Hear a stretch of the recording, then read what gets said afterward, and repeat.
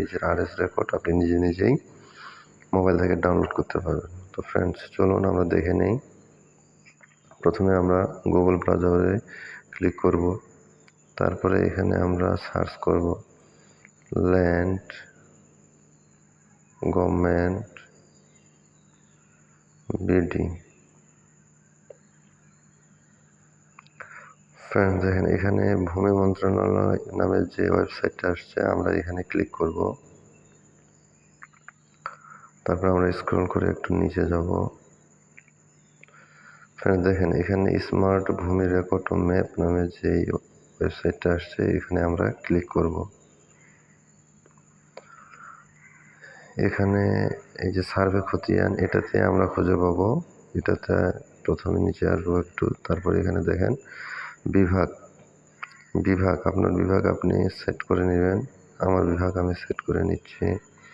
আমার বিভাগ হচ্ছে রংপুর, জেলা দিনাজপুর, উপজেলা বছরগঞ্জ।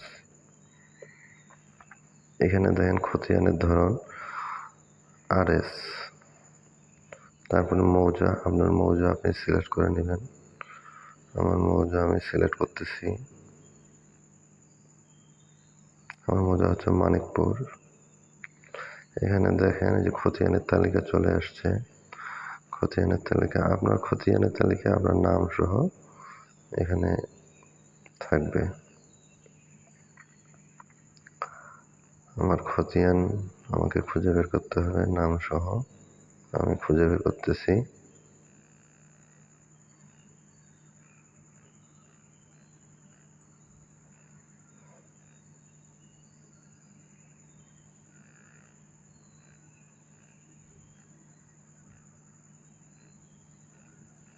আমার নাম হচ্ছে হযরত আলী।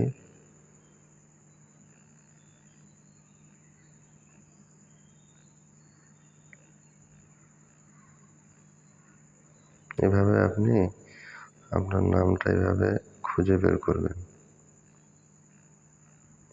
এখানে অনেকগুলো নাম থাকে, কারণ এখানে এই মৌজায় যতগুলো আছে সবগুলো এখানে চলে আসে। এই যে দেখেন 255 নাম্বার মালিক মোহাম্মদ হযরত আলী। এখানে আপনি 2বার ক্লিক করবেন। এখানে দেখেন আমার খতিয়ান চলে আসছে 255, দাগ নম্বর 207, RS রেকর্ড। আপনাকে এখানে খতিয়ানের জন্য আবেদন করতে হবে। এই যে দেখেন খতিয়ান আবেদন। তারপরে এখানে আপনাকে জাতীয় পরিচয়পত্রের নম্বর দিতে হবে, জন্ম তারিখ দিতে হবে, নাম ইংরেজিতে দিতে হবে, তারপর আপনার মোবাইল নাম্বার দিতে হবে।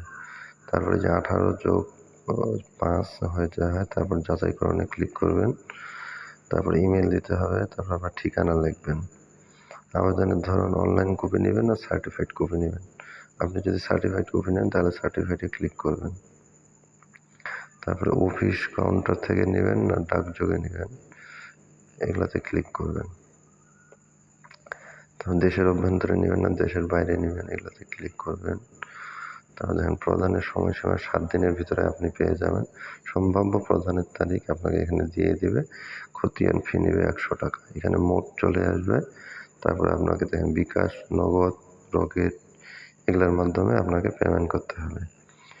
এই কাজ শেষ করার পরে 3+10=13 এখানে সাবমিট করে পরবর্তী ধাপে ফি পরিশোধ এখানে ক্লিক করবেন। এখানে ক্লিক করলে আপনার সব কিছু চলে আসবে। তারপরে যেটা আসবে ওইটা আপনি একটা স্ক্রিনশট নিয়ে রাখবেন।